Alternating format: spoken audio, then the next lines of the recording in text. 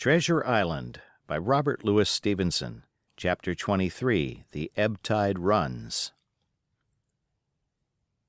The Coracle, as I had ample reason to know before I was done with her, was a very safe boat for a person of my height and weight, both buoyant and clever in a seaway, but she was the most cross-grained, lopsided craft to manage. Do as you pleased, she always made more leeway than anything else, and turning round and round was the maneuver she was best at. Even Ben Gunn himself has admitted that she was queer to handle till you knew her way. Certainly I did not know her way. She turned in every direction but the one I was bound to go. The most part of the time we were broadside on, and I am very sure I never should have made the ship at all but for the tide. By good fortune, paddle as I pleased, the tide was still sweeping me down, and there lay the Hispaniola right in the fairway, hardly to be missed. First she loomed before me like a blot of something yet blacker than darkness, then her spars and hull began to take shape, and the next moment, as it seemed, for the farther I went the brisker grew the current of the ebb, I was alongside of her hawser and had laid hold. The hawser was as taut as a bowstring, and the current so strong she pulled upon her anchor. All round the hull, in the blackness, the rippling current bubbled and chattered like a little mountain stream. One cut with my sea gully, and the Hispaniola would go humming down the tide. So far so good, but it next occurred to my recollection that a taut hawser, suddenly cut, is a thing as dangerous as a kicking horse. 10 to 1, if I were so foolhardy as to cut the Hispaniola from her anchor, I and the Coracle will be knocked clean out of the water. This brought me to a full stop, and if fortune had not again particularly favored me, I should have had to abandon my design. But the light airs which had begun blowing from the southeast and south had hauled round after nightfall into the southwest. Just while I was meditating, a puff came, caught the Hispaniola and forced her up into the current, and to my great joy I felt the hawser slacken in my grasp, and the hand by which I held it dip for a second under water. With that I made my mind up, took out my gully, opened it with my teeth, and cut one strand after another till the vessel swung only by two. Then I lay quiet, waiting to sever these last when the strain should be once more lightened by a breath of wind. All this time I had heard the sound of loud voices from the cabin, but to say truth, my mind had been so entirely taken up with other thoughts that I had scarcely given ear. Now, however, when I had nothing else to do, I began to pay more heed.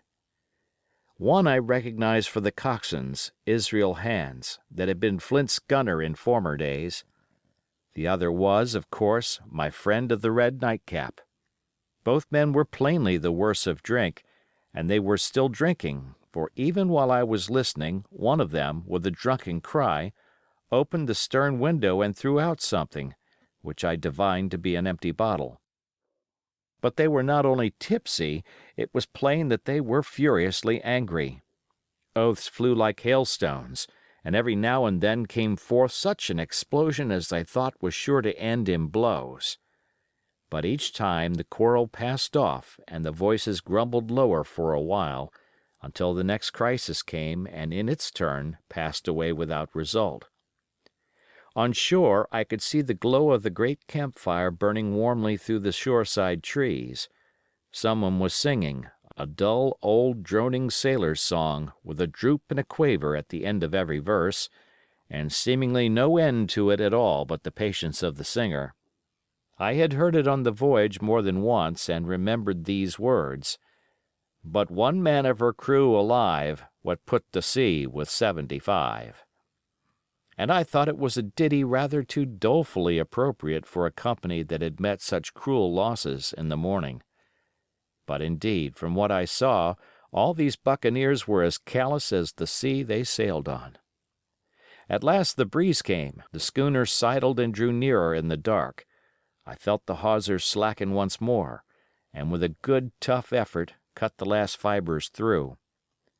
The breeze had but little action on the Coracle, and I was almost instantly swept against the bows of the Hispaniola. At the same time the schooner began to turn upon her heel, spinning slowly, end for end, across the current. I wrought like a fiend, for I expected every moment to be swamped, and since I found I could not push the coracle directly off, I now shoved straight astern. At length I was clear of my dangerous neighbor, and just as I gave the last impulsion, my hands came across a light cord that was trailing overboard across the stern bulwarks. Instantly I grasped it.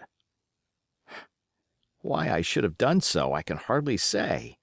It was at first mere instinct, but once I had it in my hands and found it fast, curiosity began to get the upper hand, and I determined I should have one look through the cabin window. I pulled in hand over hand on the cord, and when I judged myself near enough, rose at infinite risk to about half my height, and thus commanded the roof and a slice of the interior of the cabin. By this time the schooner and her little consort were gliding pretty swiftly through the water. Indeed, we had already fetched up level with the campfire. The ship was talking, as sailors say, loudly, treading the innumerable ripples with an incessant weltering splash, and until I got my eye above the window sill I could not comprehend why the watchman had taken no alarm. One glance, however, was sufficient, and it was only one glance that I durst take from that unsteady skiff. It showed me Hans and his companion locked together in deadly wrestle, each with a hand upon the other's throat. I dropped upon the thwart again, none too soon, for I was near overboard. I could see nothing for the moment but these two furious, encrimsoned faces swaying together under the smoky lamp, and I shut my eyes to let them grow once more familiar with the darkness. The endless ballad had come to an end at last, and the whole diminished company about the campfire had broken into the chorus I had heard so often. 50 men on the dead man's chest, yo-ho-ho, and a bottle of rum. Drink and the devil have done for the rest, yo-ho-ho, and a bottle of rum. I was just thinking how busy Drink and the devil were at that very moment in the cabin of the Hispaniola, when I was surprised by a sudden lurch of the coracle.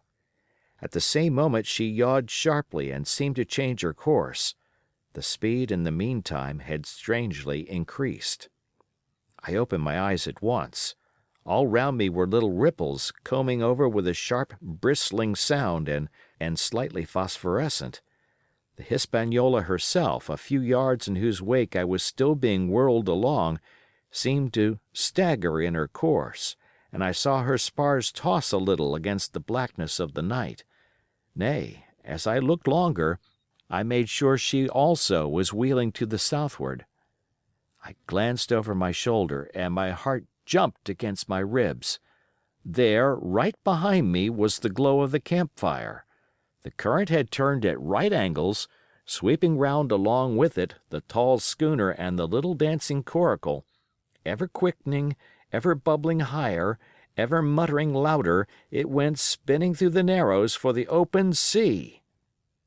Suddenly the schooner in front of me gave a violent yaw, turning, perhaps, through 20 degrees, and almost at the same moment one shout followed another from on board. I could hear feet pounding on the companion ladder, and I knew that the two drunkards had at last been interrupted in their quarrel and awakened to a sense of their disaster. I lay down flat in the bottom of that wretched skiff, and devoutly recommended my spirit to its Maker. At the end of the straits I made sure we must fall into some bar of raging breakers where all my troubles would be ended speedily, and though I could perhaps bear to die, I could not bear to look upon my fate as it approached. So I must have lain for hours, continually beaten to and fro upon the billows, now and again wetted with flying sprays, and never ceasing to expect death at the next plunge. Gradually weariness grew upon me, a numbness, an occasional stupor, fell upon my mind even in the midst of my terrors, until sleep at last supervened, and in my sea-tossed coracle I lay and dreamed of home and the old Admiral Benbow. End of chapter.